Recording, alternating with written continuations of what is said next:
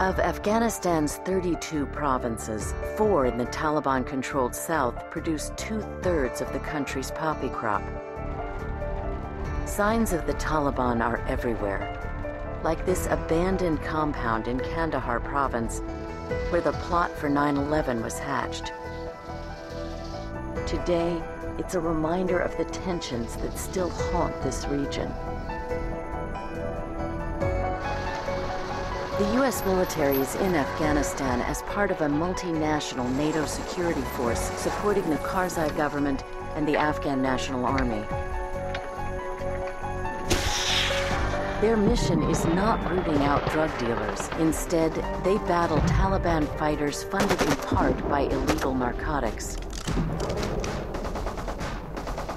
If you do get attacked, it's going to be coming from pretty much anywhere. U.S. Staff Sergeant Lucas Hearn is stationed here at Zabul Province Forward Observation Base in the south, the front lines where the fight against the Taliban is fiercest. They'll do small arms attacks on us every once in a while.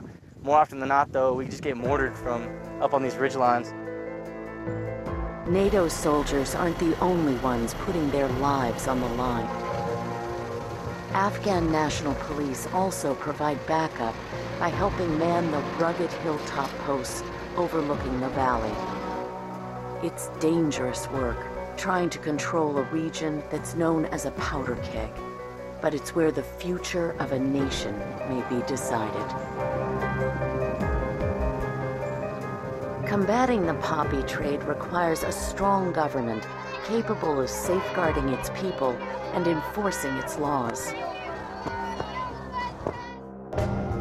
In 2004, the United States developed a 5-pillar counter-narcotics strategy to help Afghanistan's fledgling democracy rid the country of drugs. Well, the 5-pillar plan is a combination of incentives and disincentives, and that's the only way to defeat the narcotics problem anywhere in the world. You have to offer farmers an alternative crop for poppy. You have to make sure there's something else they can grow. You have to have an education campaign that explains what poppy does. It's not just a beautiful flower that brings them money. It causes misery and harm in Afghanistan, around Afghanistan. And then there have to be law enforcement.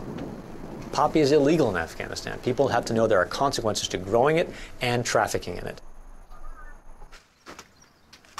Manual eradication is perhaps the most controversial part of the strategy. The United Nations says that you need to eradicate about 20% of the poppy in a given area in order to deter planting the next year. The objective is not to lower the number of hectares under cultivation. The objective is to interject risks to the farmer. What keeps them from planting the next year is the fear of eradication. But eradication can also be risky business for the government. On a dusty plateau in Roseanne province, a joint U.S.-Afghan team prepares for an eradication in Tarin Kowt, a Taliban stronghold. This afternoon, explain some of your ideas. We agreed with the Dutch to start with, at least, we'd stay 67 west.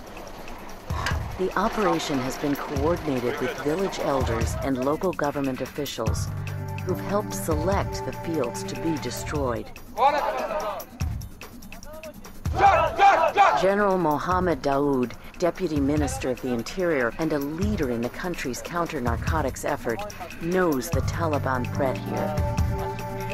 در بعضی ولسوالی‌های مثل چوره و چارچینو مشکلات امنیتی وجود داره. جدید روزی گذاشتم طالبان حمله کردند از پوسته ها که دوباره او پوسته امروز پس گرفته شد.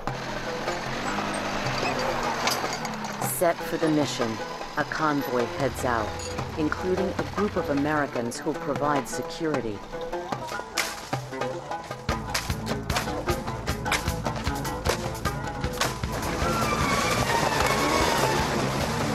But soon, there's trouble. The eradication is taking fire. We are taking fire. How copy? Taliban. They are Taliban fighting. Yes.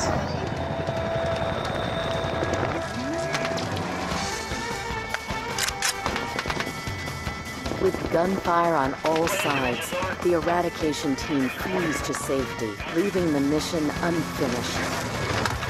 And the Taliban still in control.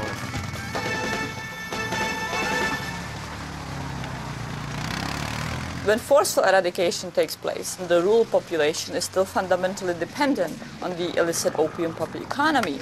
It alienates the population from the government and the peacekeeping forces and pushes it into the hands of the Taliban.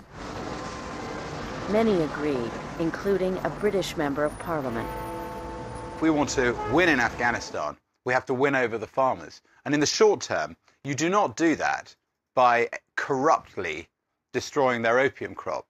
You persuade them over time that it is better and possible for them to have alternative livelihoods, to make meaningful money doing something else. And you won't do that till you've got proper irrigation systems, till you've got decent roads, till you've got access to markets. All these things, they need to happen first. Just to, traipse in and, tractor over someone's fields is not the way to, endear yourself.